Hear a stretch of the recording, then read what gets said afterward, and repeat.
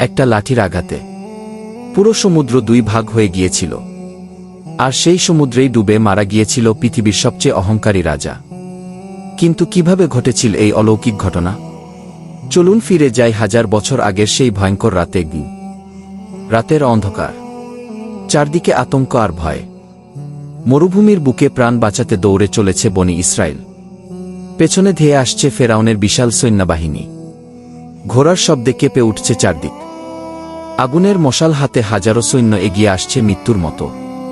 আর সামনে উত্তাল লোহিত সাগর।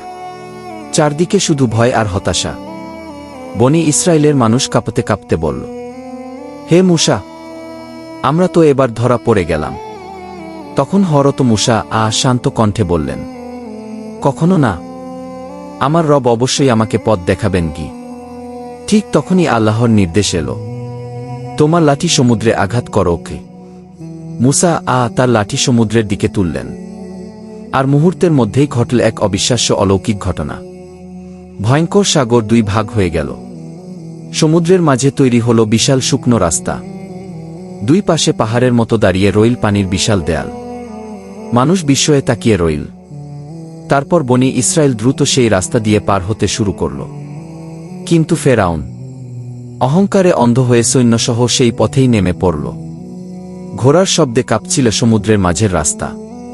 সৈন্যরা ভাবছিল, আজ তারা মূসা ও তার অনুসারীদের শেষ করে দেবে। কিন্তু যখন তারা মাঝপথে পৌঁছাল, হঠাৎ আকাশ কালো হয়ে গেল।